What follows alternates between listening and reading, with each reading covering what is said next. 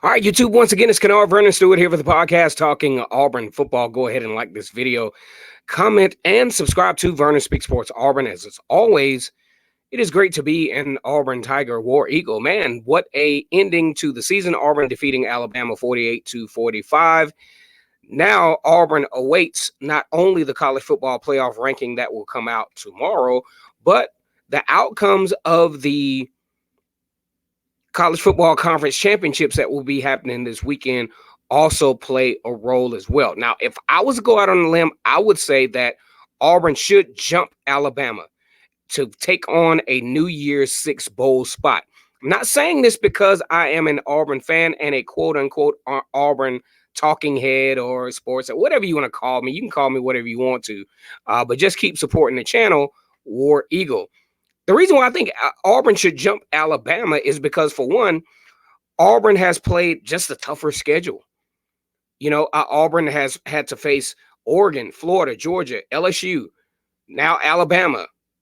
Texas A&M was actually ranked at the time that Auburn played them. Hell, even Tulane was actually in consideration to be in the top 25, having one of the top defensive lines in the country. So Auburn has had arguably one of the toughest, maybe the toughest schedule in all of college football. So I think for that reason, considering that Auburn has actually beaten two top 10 teams, two top 15 teams, we'll just say that much.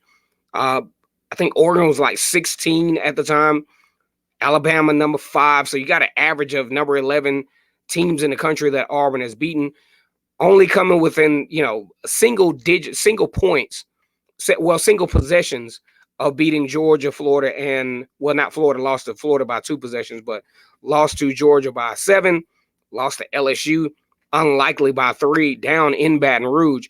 I think when the college football playoff comes out, I think the committee really needs to dissect this thing. They really need to look at Alabama for what they are, which is a depleted program that has not beaten a ranked team for real in a very long time. If you're counting Texas A&M at 3-3, number 24 in the country at the time, I think you're being visibly naive. I think Auburn should jump Alabama and wind up in a New Year's Six bowl. I just want to see if this will actually happen. Now, talking about Gus Malzahn and his future at Auburn, I think Gus Malzahn has solidified his future at Auburn, has done the things that he needed to do to sustain himself. 9-3 on the season. Reason being is because he beat all the teams he was supposed to beat.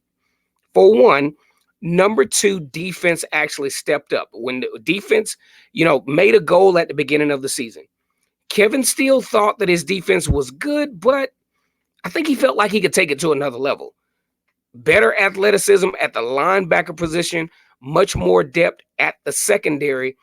Definitely the emergence of Coinus Miller and Tyrone Truesdale, in addition to Derek Brown and Marlon Davidson, gave Kevin Steele and his staff, co-defensive coordinator Travis Williams, the leverage to do some of the things that they were able to do. Now, I wasn't surprised.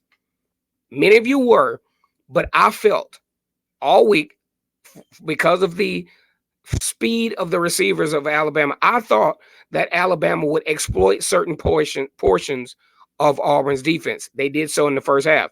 Second half, Auburn outscores Alabama, I think 21-14, 22-14, something like that. The defense really started to get back to their bend but not break type situation, started to put more pressure on Mac Jones, hence the victory for Auburn. I also want to point out the play of Shaun Shivers. Now, many of you saw the play where Shaun Shivers knocked the helmet off of an Alabama player. I can't think of the gentleman's name, but here's the deal. That play was doomed from the start. If you look at the formation, the schematics of that particular play, the linebacker setup was doomed from the beginning. You have the wheel linebacker who was in kind of the same vicinity of the Mike linebacker. The Mike linebacker was actually played by a defensive back who did not know how to contend to play like that. He didn't have the presence of mind. He didn't have CJ Mosley in the game to say, hey, man, slide over a little bit so that they won't outflank us. Auburn was outflanked at the beginning of that play. Offensive lineman caves down, blocks down on number 20, defensive back. Shaun Shivers' speed actually really caught the Bama defense off guard.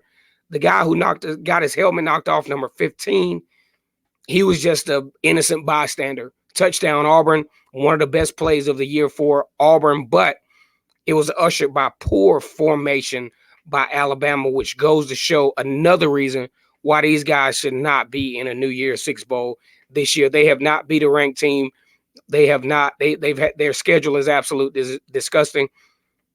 It is what it is. You can say it's hating, but it is the reality of the whole thing. And finally, with Gus Malzahn, Gus Malzahn made the mistake of going to the national championship his first year.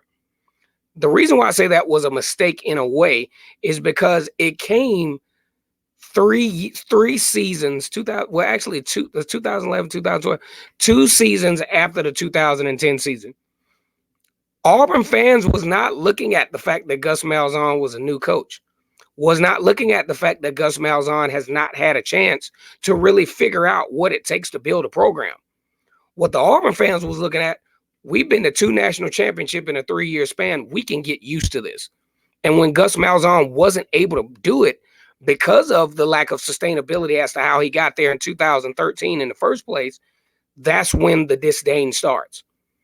Now, Auburn fans actually don't know it, but you have the situation to where because of recruiting classes of 2018, 19, Auburn actually has a chance going into 2020 to have that roster building staff. I mean, that roster building, recruiting stance to where I think Auburn could be okay. Now, what fans have to look at is you always have the gauntlet of LSU, Georgia, and Alabama, and you also have the visitors from the SEC East, depending on how the rotation goes. But Auburn finally has the chance. Gus Malzahn has the experience. Gus Malzahn has the coaching staff, at least on the defensive side. The whole offensive side, we're going to talk about that later on. But at least has a chance to develop some level of sustainability that will help Auburn be successful for years to come. How many national championships has Kirby Smart won? How many national championships has Dan Mullen won? What happened? Jeremy Pruitt, they're celebrating the fact that he's actually going to a bowl game.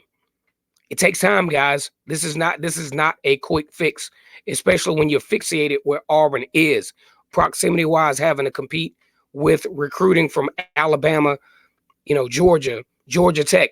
Auburn actually has a couple of FBS schools in the state, UAB and Troy.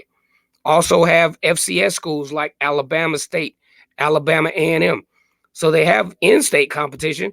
Then you have the neighboring schools in Mississippi with Mississippi State, Ole Miss. Then, of course, you got LSU, but Auburn is actually starting to expand their horizons out in Texas. Got a couple of recruits from Texas this past recruiting class. So you just got to be patient, guys. Auburn could be just about there. I think Gus Malzahn definitely needs to really expand how he runs this offense, but he might be able to do it with some of the recruits that he has coming in. That video is coming real soon. Once again, it's Kennard Vernon Stewart here for the podcast, talking Auburn football. Go ahead and like this video, comment, and subscribe. And as always, it's great to be an Auburn Tiger, War Eagle.